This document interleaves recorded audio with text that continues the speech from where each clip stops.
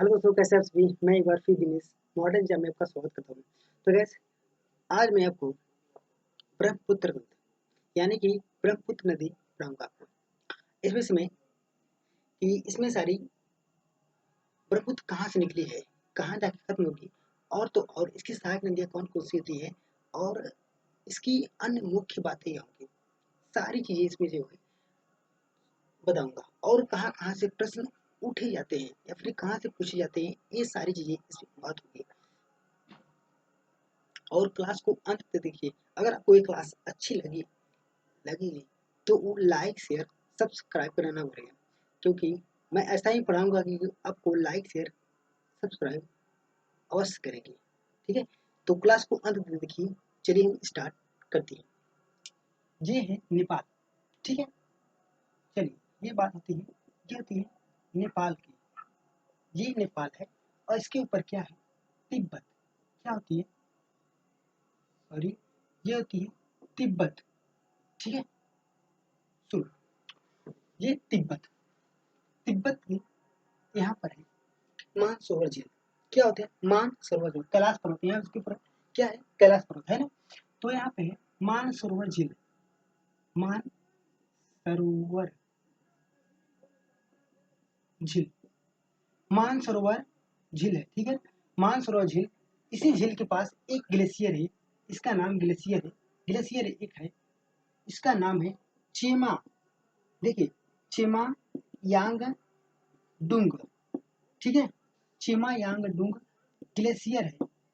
ठीक है, ये नाम का चेमायांगडुंग ग्लेशियर है। इसी ग्लेशियर से क्या होती है, तिब्बत से इसी ग्लेशियर से एक नदी निकलती है जिसका नाम होता है सांगपो। क्या नाम होता है, सांगपो। तिब्बत में सांगपो। ठीक है, सांगपो, सांगपो या फिर इसको कहते हैं साम्पू। साम्पू, ठीक है, इसको कहते हैं साम्पू। इस नदी से निकलती है साम्पू। हाँ, आपने पढ़ा होगा, अगर आप पढ़े होंगे कि सिंधु नदी का उद्गम कहाँ हो सकता है, तो वो होता है चेमायांगडुंग ग्लेशियर से होता है। क्या होता है, चेमायांगडुंग ग्लेशियर से होता है। लेकिन आप ये सोचेंगे कि ये पूर्व साइड ही बहता है और पश्चिमी साइड ही चला जाता है, आखिर कैसे। देखिए, कारण क्या है, इसमें से यहाँ पे एक पाया जाता है, दर्रा पाया जाता है, मरियन ला दर्रा। ठीक है, मरियन ला दर्रा के कारण ये होती है, इस नदी का उद्गम जो होता है इस साइड पूर्व साइड के घूम जाता है। यहाँ पाई जाती है मरियम। क्या होता है, मरियम, मरियम ला दर्रा। ठीक है, लिख लेता हूँ, मरियम, इसको कहते हैं दर्रा है मेरियम। ठीक है, मेरियम ला दर्रा। अगर आप जो है गंगा तंत्र या फिर सिंधु तंत्र नहीं पढ़े तो क्लास में जाकर आप देख सकते हैं, मैंने सारी चीज बता दी है। चलिए अब बात करते हैं सांगपो नदी। सांगपो या फिर सांगपो, ये इसको सांगपो नदी से निकलती है। ठीक है, सॉरी, चिमायांगडू ग्लेशियर से निकलती है, सांगपो नदी नाम की निकलती है। और ये जो होती है इसके ऊपर से प्रवाहित होते हुए, ये बहते हुए ये अरुणाचल प्रदेश के पास आती हुई है। यहाँ अरुणाचल प्रदेश, ये कौन है, एपी, यानी कि अरुणाचल प्रदेश भारत का एक राज्य। क्या, एपी। और ये जो होती है कौन सी पर्वत को काटती है, तो नामचा बरवा। क्या होती है, नामचा बरवा एक पर्वत है। ठीक है, नामचा बरवा, नामचा बरवा या फिर नामचा बरखा भी कहते हैं। ठीक है, नामचा बरवा एक पर्वत को कैनियन गड्ढ है, कैनियन बनाती है। क्या होती है कैनियन, कैनियन क्या होती है, सबसे बड़ी ऊपर से, यानी कि नदी जो होती है ऊपर से गिरती है तो वहां पर गड्ढे हो जाते हैं, गड्ढे हो जाते हैं ना, तो उसी को कैनियन कहते हैं, यानी बड़ा गड्ढ बनाती है और गड्ढा।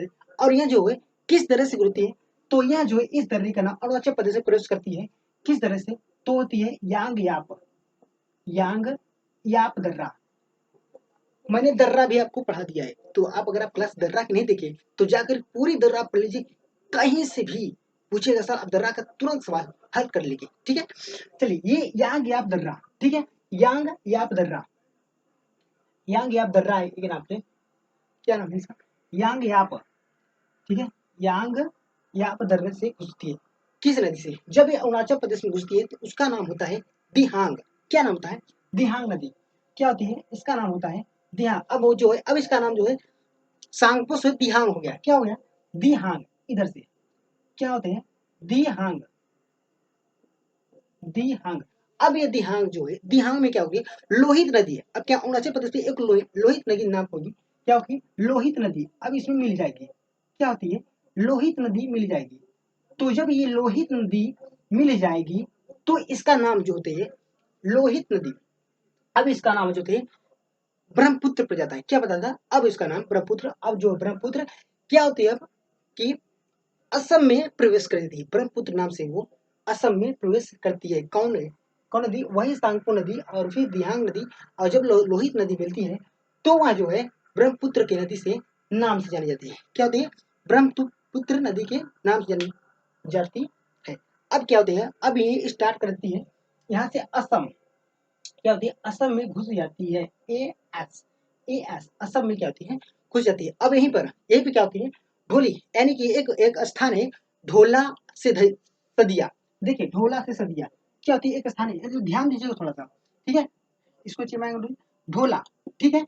ढोला ये होती है अरुणाचल प्रदेश में, और ये होती है प्लस सदिया, सदिया, ठीक है? ये रही सदिया और ढोला एक स्थान नाम है। सदिया जो होता है ये असम का है, ठीक है? और ढोला जो है अरुणाचल प्रदेश का। ये दोनों स्थानों पर एक पुल है, एक पुल बना हुआ है। भूपेन हजारिका, भूपेन हजारिका नाम का एक पुल बना हुआ है जो कि भारत का सबसे बड़ा पुल होता है। क्या होती है? सबसे बड़ा पुल होता है, पुल होता है। और ये भूपेन हजारिका कौन होते थे? कौन है भूपेन हजारिका? तो भूपेन हजारिका असम के एक गायक है। क्या थे? भूपेन हजारिका नाम की पुल है। क्या है? भूपेन हजारिका। देखिए भूपेन हजारिका। आप जब भी लिखेंगे नोट करते हुए लिखेंगे, नोट करते हुए आगे बढ़ते चलेंगे, तभी आपको माइंड में सेट हो जाएगा। और किसी भी क्वेश्चन हल करके पहले आपको सोचना पड़ेगा, तुरंत स्तर होगा, ठीक है? चलिए अब बात करते हैं भूपेन हजारिका किस नदी पर है। तो वो कहाँ से कहाँ तक? तो ढोला से सदिया तक। किस नदी पर? तो ब्रह्मपुत्र नदी पर। किसके नाम पर? तो है असम के गायक नाम पर भूपेन हजारिका, जो पिछले साल उनको अवार्ड भी कुछ मिला था, ठीक है? चलिए अब बात करते हैं ब्रह्मपुत्र नाम से असम में क्या होती है? प्रवेश करती है। अब प्रवेश करती है, तो ये प्रवेश करती है तो जब ये क्या करती है? नदी होती है, इसकी तेज धाराएं होती है, इसकी तेज धाराएं क्या होती है? गुफ्फन बना के चलती होती है, गुफ्फन बना के हुए बनाते हुए चलती है। क्या होती है? गुफ्फन बनाते हुए चलती है। जब ये गुफ्फन बनाती है, गुफ्फन बनाते हुए गोल यानी कि एक द्वीप बना लेती है। उस द्वीप का नाम होता है माजुली द्वीप, माजुली द्वीप। ये भी असम में बना लेती है माजुली द्वीप। क्या होती है? माजुली द्वीप जो होती है गुफ्फन बनाते हुए तेज धाराएं के कारण जो होती है, जो मलबा होता है यानी कि जो फंसे हुए होते हैं, उन्हें गुफ्फन यानी गोला गोला बन जाती है, और ये होती है एक द्वीप का निर्माण होता है जिससे हम, और उसकी नदी पे क्या होती है? माजुली द्वीप है, माजुली जो गुफ्फन के कारण बनी हुई, तो इसको कहते हैं माजुली द्वीप। विश्व का सबसे बड़ा ये थी माजुली द्वीप, इसको कहते हैं विश्व में प्रसिद्ध है, ठीक है? माजुली द्वीप, इसको हालांकि ये तो एग्जाम में कई बार पूछा है, माजुली द्वीप, माजुली द्वीप इस नदी पर, तो थी ब्रह्मपुत्र नदी पर। क्या थी? ब्रह्मपुत्र नदी पर। अब क्या होती?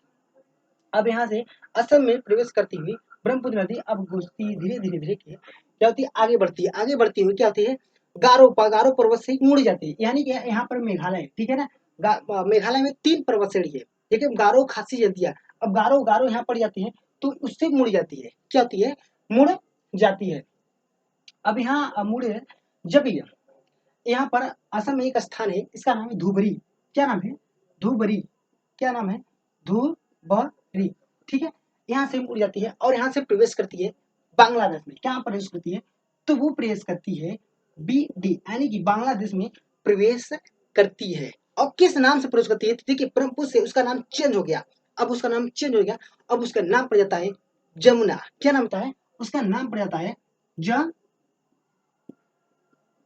जमुना। अब उस ब्रह्मपुत्र का नाम पड़ जाता है जमुना। देखिए इसका नाम सबसे बहुत इंपॉर्टेंट है। देखिए ब्रह्मपुत्र बार बार पूछे जाने वाले क्वेश्चन यहाँ से पूछे जाते हैं। देखिए 3 नाम बदल गए। देखिए जहां से उद्गम हुआ होता है उसका नाम होता है सांगपो, तिब्बत में इसको सांपो या फिर सांगपो।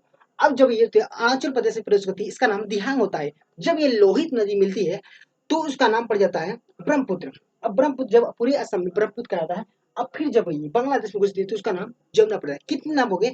तो ये सांगपो, ये दिहांग, ब्रह्मपुत्र और ये जमुना, कुल 4 नाम पड़ गए। अभी और देखिए कितने नाम पड़ते हैं, ठीक? चलिए हमने भी अगर आप गंगा तंत्र नहीं पढ़े तो गंगा तंत्र जाके पढ़ लीजिए।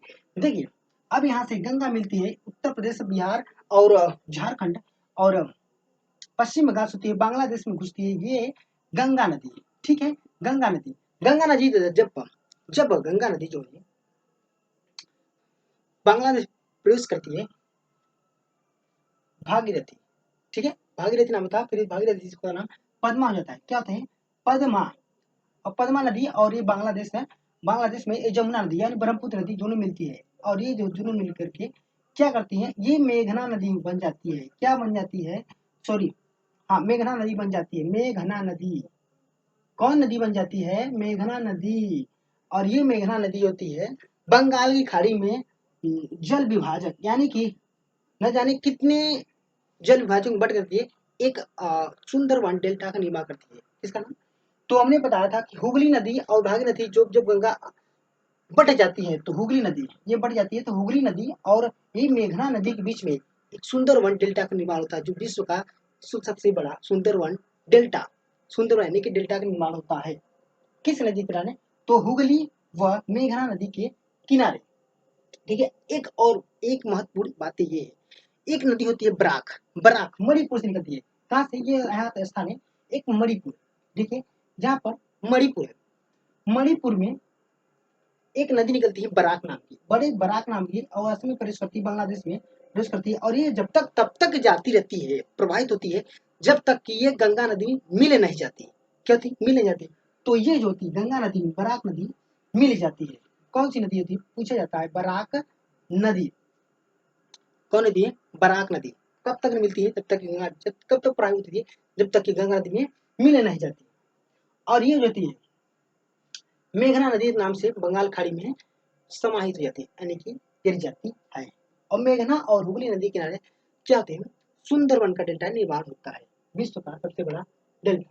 चलिए एक बात और है, ये असम में एक स्थान है, मैंने बताया सदिया। क्या होती है? सदिया से लेकर किस धुबरी तक। तो भारत का क्या होते हैं? भारतीय राष्ट्रीय राजमार्ग, सॉरी राजमार्ग नहीं, जलमार्ग, जलमार्ग, ठीक है, जलमार्ग 2, भारतीय राष्ट्रीय जलमार्ग, जलमार्ग 2 सदिया से लेकर के दुबरी चलता है। ठीक है, अब बात करते हैं इसको कि इसकी सहायक नदियां, इसकी सहायक नदियां बात करते हैं। अब भी चलिए इसकी सहायक नदियां अब हम बात करते हैं। इसकी सहायक नदियां, पहली सहायक नदी ये है तिस्ता। क्या होती है? तिस्ता। कौन सी नदी है? तिस्ता। तिस्ता निकलती है यहाँ से, सिक्किम से निकलती है तिस्ता। ठीक है, ये थी तिस्ता। तिस्ता जो है सिक्किम से निकलते हुए पश्चिम बंगाल होते हुए बंगाल में मिल जाती है। किसमें है?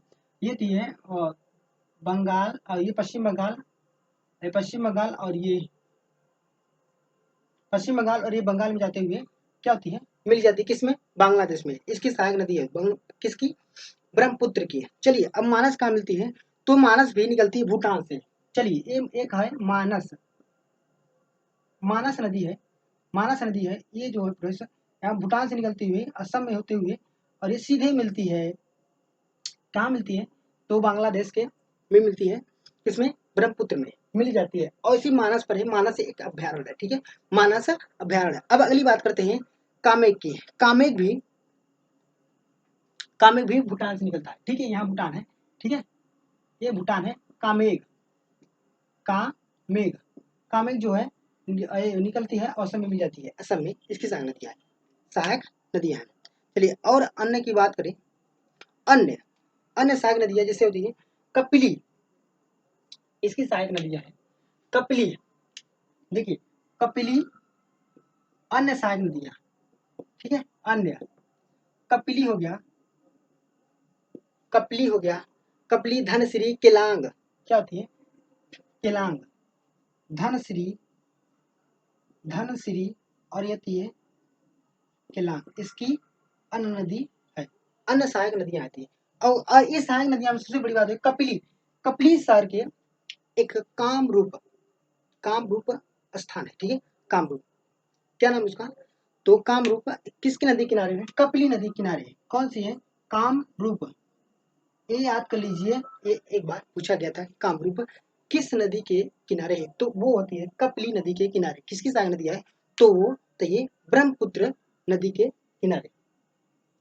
कहाँ होती है? तो ब्रह्मपुत्र नदी के किनारे। अगर हम बात करें इसकी लंबाई यानी कि ब्रह्मपुत्र की लंबाई कुल कितनी होती है? तो ब्रह्मपुत्र की लंबाई कुल 2900 किलोमीटर। कितना है? 2900 किमी होती है। कितना होता है? 2900 किलोमीटर किमी होती है। तो अब बात करते हैं हम किन के देशों में गुजरती है। तो आपने देखा ये होती है तिब्बत, और ये भारत, हमारा देश और बांग्लादेश, 3 देशों से होकर गुजरती है। लगता है आपको ये पूरी स्ट्रक्चर समझ में आ गया। और ये जो क्वेश्चन होता है आपसे कहीं भी पूछ ले ब्रह्मपुत्र से, आप उससे छोड़ ही नहीं सकते थे। मेरा मतलब छोड़ ही नहीं सकते। इतने अच्छे से आपको समझ में आ गया होगा, आशा करते हैं। तो अगर आपको ये क्लास को थोड़ी सी भी अच्छी लगी हो तो लाइक शेयर सब्सक्राइब करना ना भूलें। भाई साहब बता दूं कि वीडियो बनाने में या फिर पढ़ाने में कोई भी काम कर ले मेहनत बहुत लगती है। थोड़ी सी मेहनत नहीं लगती, बहुत बहुत मेहनत लगती है। ठीक है, अब इसी के साथ मैं भी चलना चाहता हूँ। तो चलते हैं, अगले क्लास में मिलते हैं। तब तक के लिए जय हिंद, जय भारत।